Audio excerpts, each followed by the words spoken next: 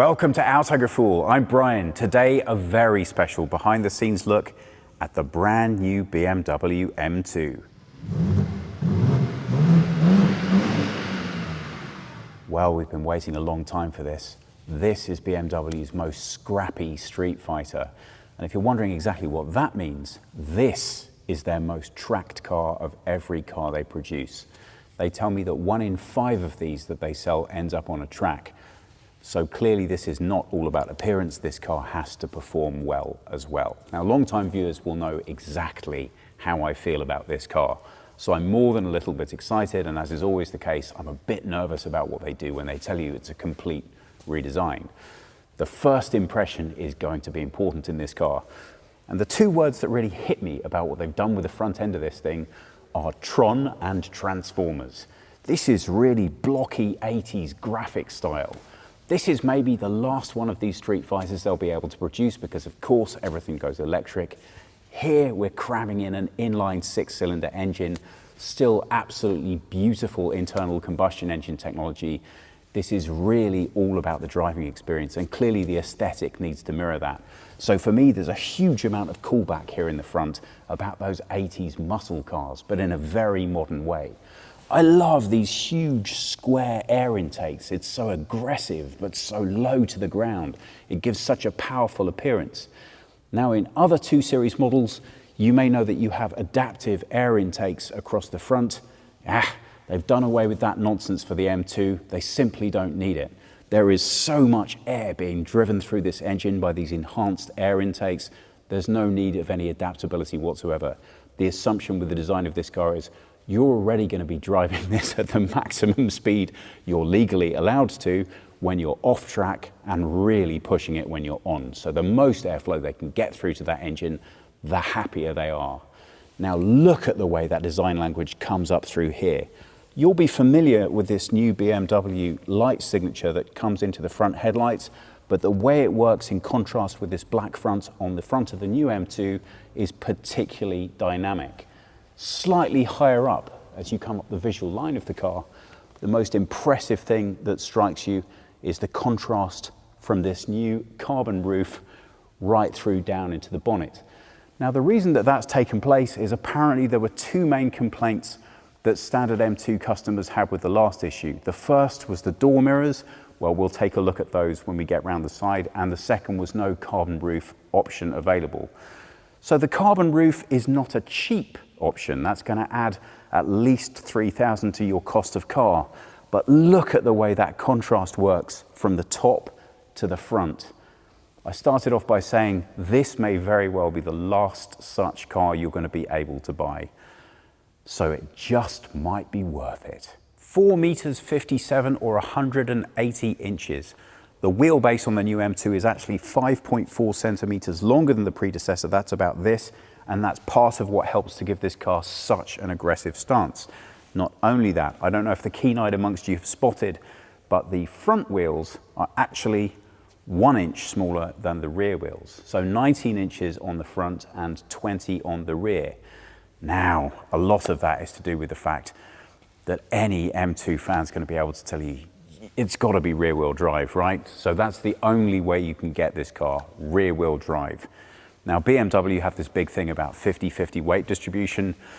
Well, they say 50-50. This one's actually 48 in the rear and 52 in the front. That, of course, is the engine, so you're still going to have a little bit of a bias. But what you do get is a really refined, precise position on the road, and I'm hoping that that is even more pronounced in this longer wheelbase car than it was in the predecessor, which, by the way, was an excellent drive. Now, I think it was a really good feature to make sure that this time the M series rear view mirrors were included right from the get-go. That's such an important signature feature of the entire way that the side of this car presents. Nice to see it. Now, you'll be aware with the styling details on other cars within the 2 Series that there's a lot more carbon effect, a lot more detail. That's very showy. It's nice for customers to have that choice, but I like that they've resisted that temptation here. If you look, for example, low down at this door sill as it runs the length, it's uncomplicated, unfussy, and everything about the side presentation of this car just says, I'm here for business, which is what I like.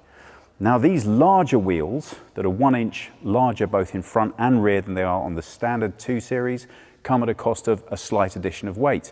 So as you can imagine, when you factor that in and the increased size of the engine, you're going to be looking at a slightly higher weight number. So they have worked right throughout the car at reducing that rate elsewhere. So if you do go with the carbon roof, for example, and in a little minute we're going to take a look at those carbon seats that are optional extras, you can help bring that weight right down. So the total curbside weight of this car, 1,700 kilograms. I don't think that they've wasted any of that where it doesn't need to be used. What do you think? This color, in case you're wondering, is Toronto Red, and you might recognize this from existing M3 and M4 models. I think it particularly works for the M2 because, again, of that dynamic contrast between the black and the nice matte red finish. So that's what I like. I don't know about the rear of this car. Now, what BMW have said is that this spoiler across the back is essential for aerodynamic performance. I'm sure it helps, but if you visually remove this aesthetic, you can see how the bottom looks a little bit thin here, especially with such a huge, bold statement right at the base of the car. Now, that clearly has been done to make this look extremely aggressive, and who can't fail to be a fan of these massive M-style exhaust pipes in the back of this diffuser at the rear? Well, again, that's all for aerodynamic performance. But to me, it leaves a little bit of a contrast which hasn't quite been resolved. Massive, dynamic, bold statement at the bottom, a little bit lacking visually at the top. That said, these rear lights really do help with that dynamic by pulling the focus away from what I think is a slightly weaker top section. So whether or not you think that it's necessary for your aerodynamics to have these statements, it certainly does lend itself to a very distinctive rear. Now, I'll tell you what I'm interested in.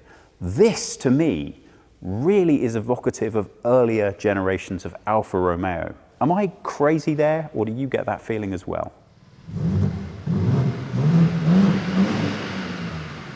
Let's take a look and see what's powering this thing.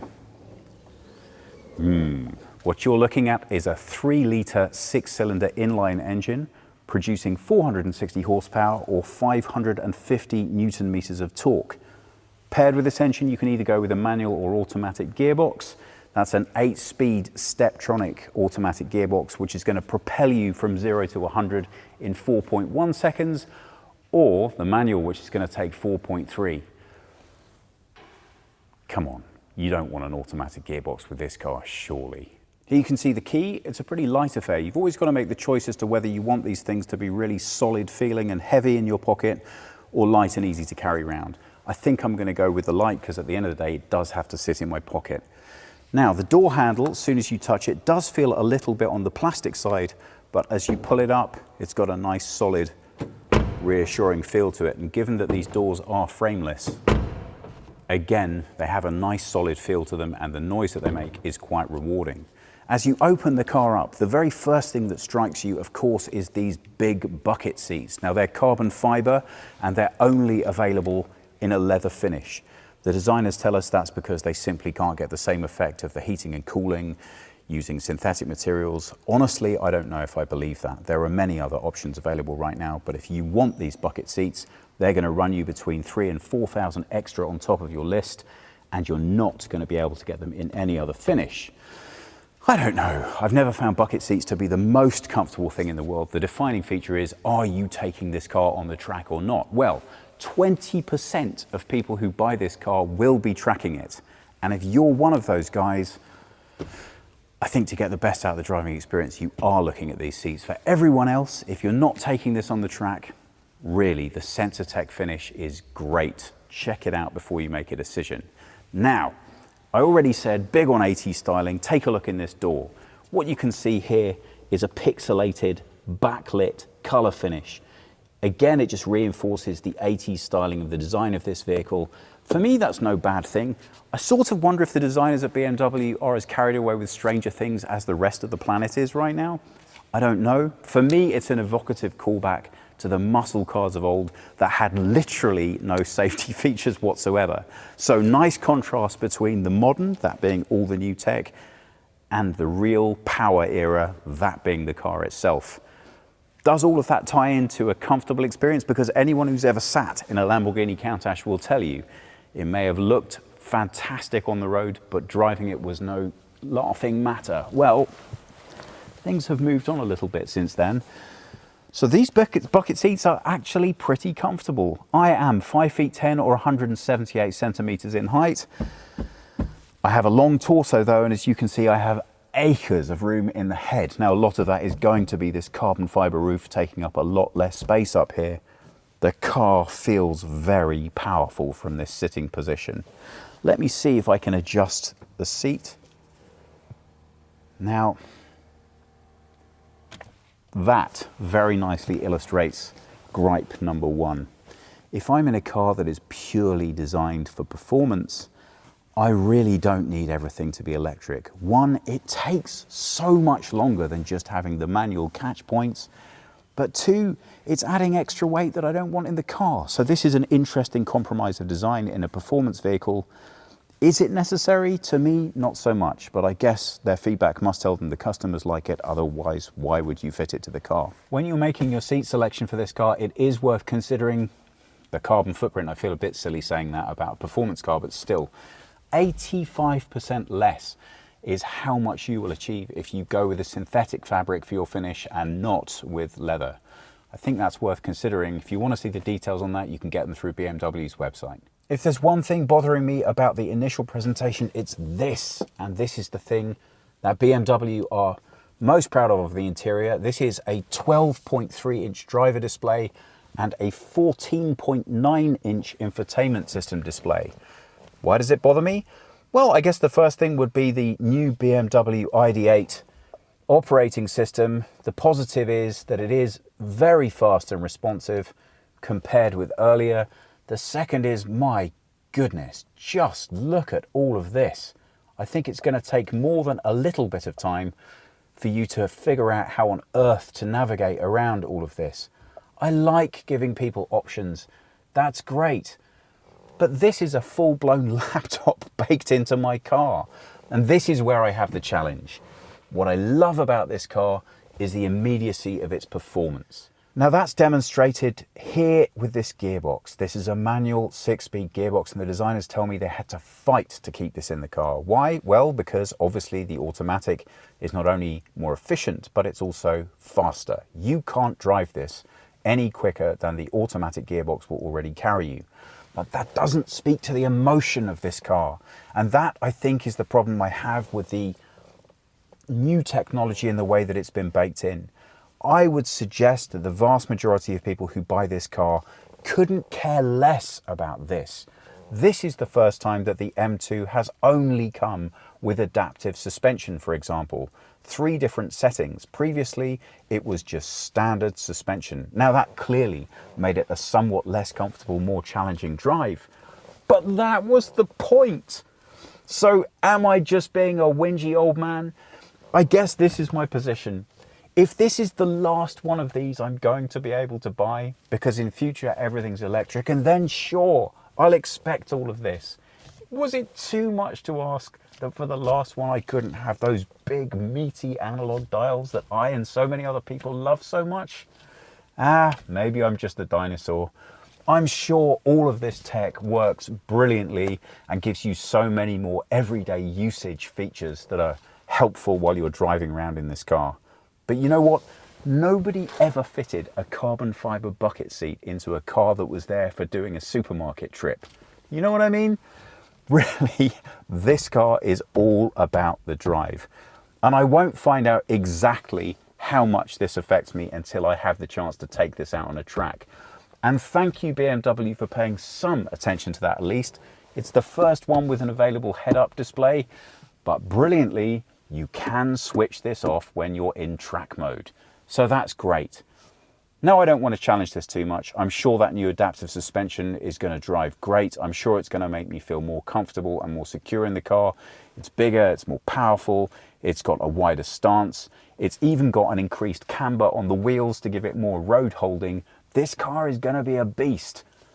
I just don't want it to be too easy to drive. What always set me on fire about the M2, in particular the M2 competition, was that feeling that there was just a little edge that was a little ragged. That's what I love about that car.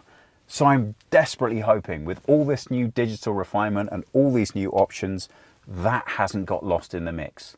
What gives me hope? This does, the manual gearbox. Thank you, BMW, for preserving this. Well, we can't really see what the displays offer without our first opportunity to hear what the car sounds like by starting it. So let's see in the cabin what that inline 6-cylinder sounds like. That's nice. Oh, bad owner, service overdue. So let's see what adaptability this screen gives us that is different from the analog dials. If I hit the menu button, you can see that you can change that central display to demonstrate anything that you want to know while you're driving. Now that's only the options that are available to you through the steering wheel while you're using the car. If you want to dig in deeper and change the display itself, that should be available to us through the operating system. I very much like how responsive these controls are, and we can change the display mode. Let's change it to track and see what that does.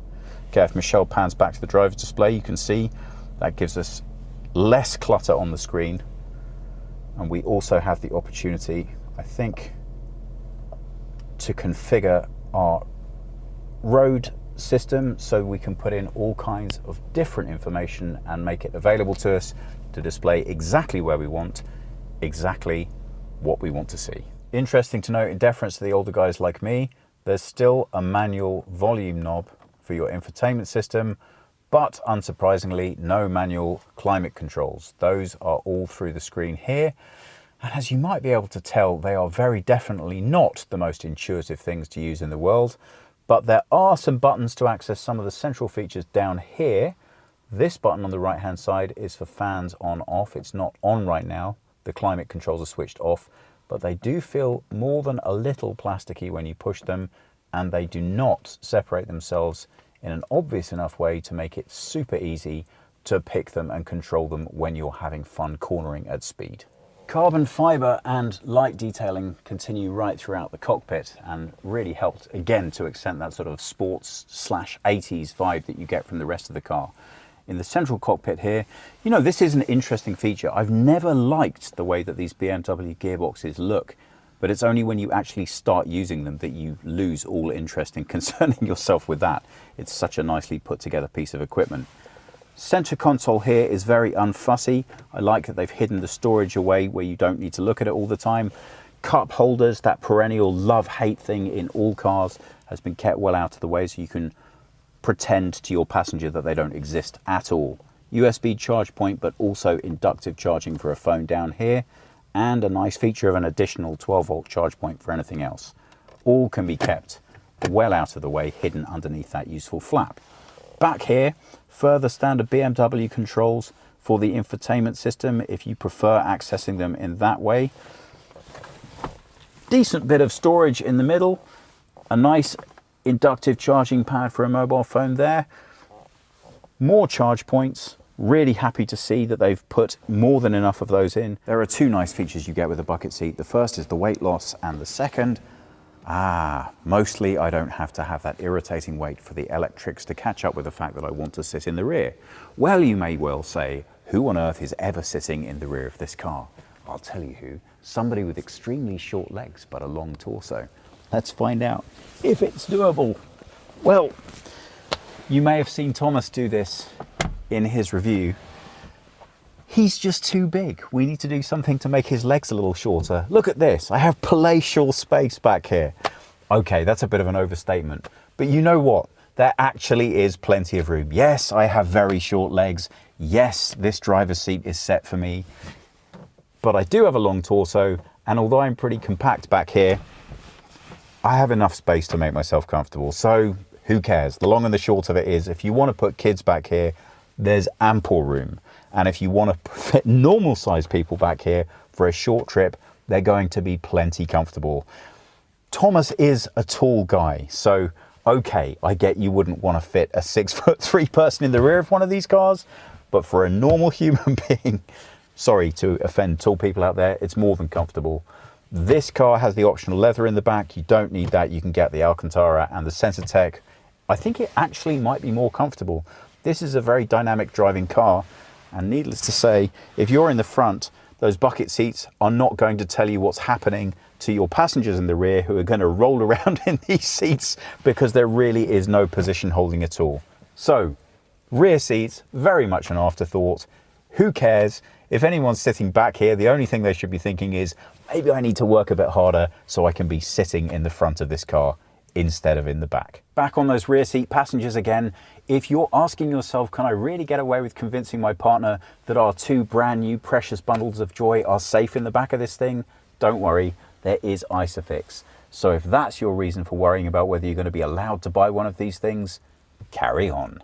We're going to take a look in the back, and Thomas has given me my very own measuring stick so I can show you what's going on back there. Well, I don't know how bothered a standard customer is going to be about what they can fit in the back of one of these while they're racing around the track, but that is 390 litres of load space you're looking at, which I think is hugely impressive for this car.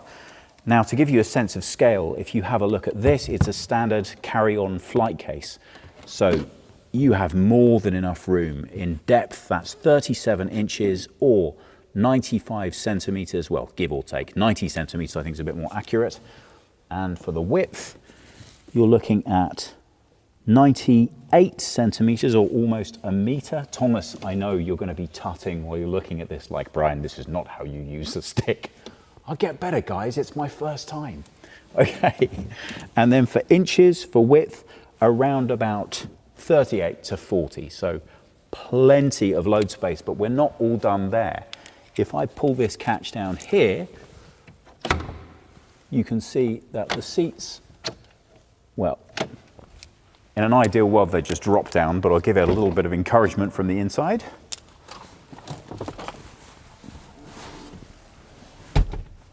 And there you can see the extra load space. So if you watch Thomas's review of the 240i, you will see that he thinks you can't fold the seats down fully. Again, he's got really long legs, and that's why they won't fold down. If you have reasonable person-sized legs, no problem at all. Come on, Thomas, find something to do about that. Speaking of the 240i, why don't you go ahead and watch that right now?